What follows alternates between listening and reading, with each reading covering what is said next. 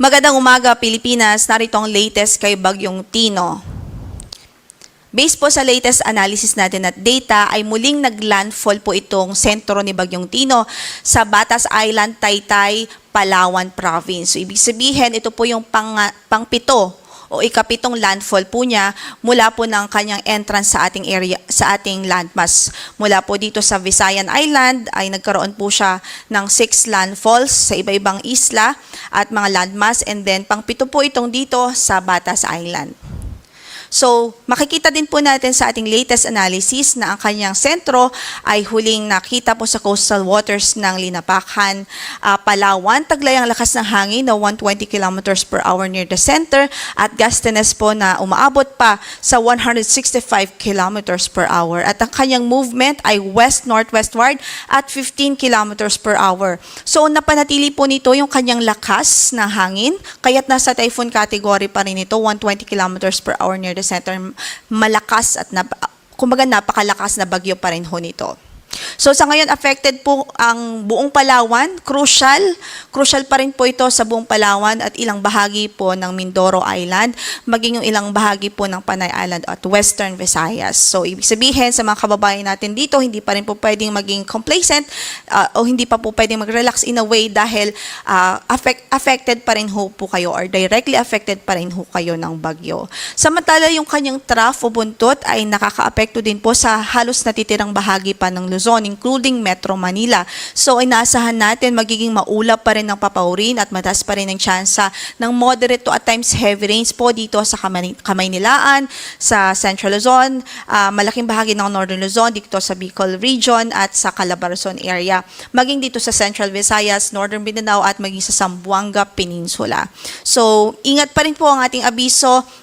Patuloy po tayong mag-monitor sa updates ng Pag-asa. Samantala, yung bagyo na nasa labas ng PAR, mamaya po ay ibibigay po natin ang detalye po mamaya lamang po after po nating i-discuss yung kay Typhoon Tino. So based po sa latest track na ipinalabas nga po natin, sa ating projection from dito po siya ngayon, kaninang madaling araw ay nasa northern part po siya ng Palawan at sa mga susunod na oras ay inaasahan natin northwestward pa rin ang kanyang movement at magi-emerge po ito dito sa Sulu Sea mamayang West Philippine Sea mamayang hapon, and then bago po ito lumabas ng ating area of responsibility. So kung hindi po magbago ang kanyang track at ang kanyang kilos, nasa estimate po natin na bukas ng madaling araw o Friday po, most likely ay lalabas po ito ng ating area of responsibility. So medyo mahaba po yung time kung saan ay naapektuhan tayo nitong bagyo, kasi ibig sabihin sa halos maghapon na ito, pwedeng may signal pa ang Palawan at ilang bahagi ng Mindoro Island, lalong-lalo na ang western section ng Mindoro provinces, maging yung western section ng Panay Island. So, keep monitoring for updates po. At kung makikita nga po natin, typhoon pa rin ho siya, napanatili niya ang kanyang category as typhoon. Malakas pa rin po itong bagyo. At pag-emerge po niya sa West Philippine Sea, likely typhoon pa rin ito hanggang paglabas po nito sa ating area of responsibility. At kaugnay dyan, signal number 4 pa nga po ang nakataas dito sa northernmost portion ng Palawan, kasama na ang Calamian Islands. Ibig sabihin yung typhoon force winds, imposible pa rin at significant severe threat to life and property ang impact na nakikita natin nitong bagyo na ito. So, nadulot ng lakas ng hangin na yan. Signal number 3 naman sa northern portion ng Palawan, kasama na ang Cuyo Islands. Ito po yung natitirang bahagi pa ng northern portion ng Palawan. Habang signal number 2, sa southern portion ng Occidental Mindoro, southern portion ng Oriental Mindoro, central portion ng Palawan kasama ng Cagayancillo Islands at Caluya Island. Signal number 1 naman sa natitirang bahagi pa ng Occidental Mindoro kasama na ang Lubang Islands, rest of Oriental Mindoro, western portion of Romblon, southern portion ng Palawan, including Kalayaan Islands, Aklan, rest of Antique, central and western portions of Capiz, central and southern portions ng Iloilo, maging ang Guimaras Province. So, ibig sabihin, ito pong mga lugar kung saan may shades po tayo, From signal number 4 to signal number 1, ito pa rin yung mga directly affected ditong bagyo. So, ingat pa rin ho. Mahigpit na pag-iingat ang ating advice at ating minumungkay sa mga kababayan natin doon.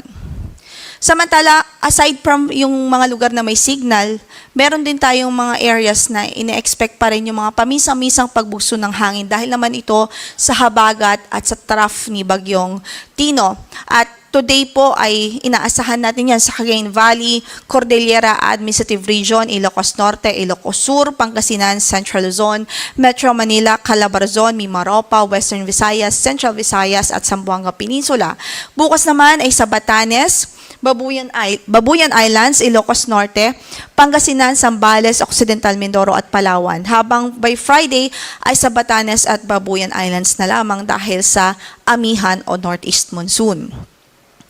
Kaugnay dyan, in effect pa rin ang ating weather advisory. So, possible pa rin yung more than 200 millimeters of rainfall dito po sa Palawan Province. So, buong Palawan, critical pa rin po in terms of rainfall dahil nga inaasahan natin babagsak pa rin itong bagyo ng matinding mga pagbuhos ng ulan doon, lalo na't nandun po yung sentro at eyewall ng bagyo. So, widespread flooding is still expected as an impact or one of the impacts of this Typhoon Tino. Samantala, yung 100 to 200 millimeters of rainfall naman ay expected pa rin sa Occidental Mindoro at Oriental Mindoro, dito sa Aklan, Antique, Capiz, Iloilo at Guimaras. So, halos buong Panay Island pa po. Magiging maulan pa rin sa araw na ito.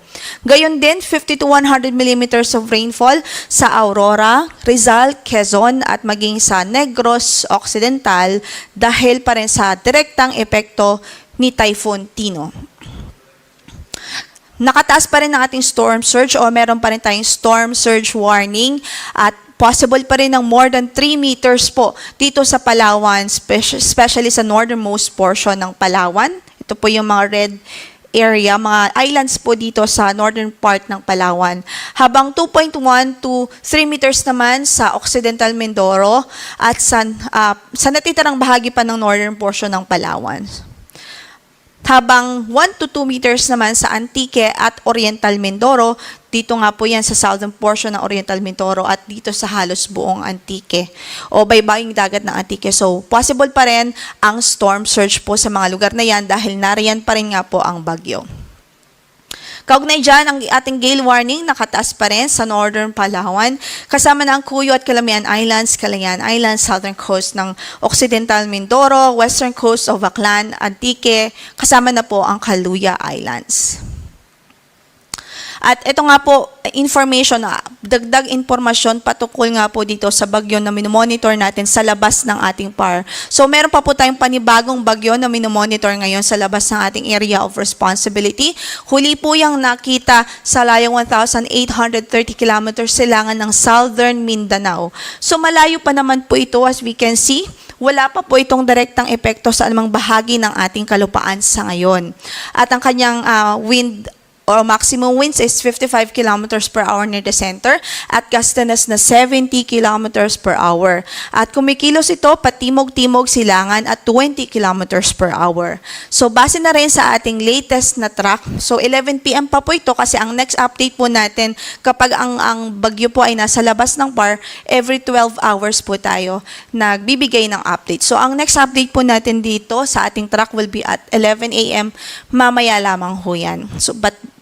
So far, as of our 11 PM bulletin po, makikita nga natin medyo mabagal ang kanya magiging pagkilos sa mga susunod na oras at araw. Pero mataas po yung chance na mag-intensify pa po ito habang narito sa karagatan na ito o sa area na ito. So mabilis yung kanyang intensification, possible po. By today din, maging tropical storm po ito. And then by evening po, mamaya, posible maging severe tropical storm. At bukas, hanggang sa mga susunod na araw, mataas ang chance na maging typhoon po ito agad. So malakas po na bagyo ito.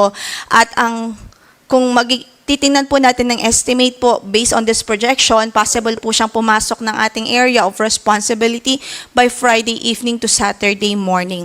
At once na pumasok po siya ng ating PAR, papangalanan po natin siyang si Bagyong Uwan.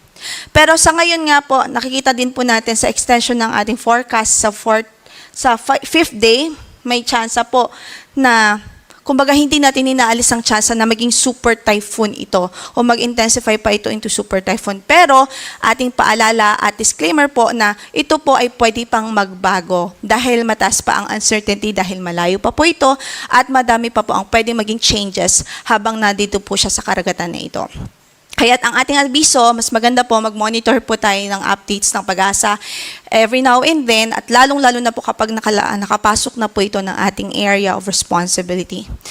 As for the landfall, ngayon po ay nagbibigay ito ng threat sa Northern Luzon pero again dahil hindi pa kumbaga lagpas pa sa 5-day forecast natin yung possible landfall time, ibig sabihin hindi pa po natin ito official na naibigay at may uncertainty pa po ito. Kaya ang mas maganda po ay matuloy po tayong mag-antabay sa magiging update ng Pag-asa.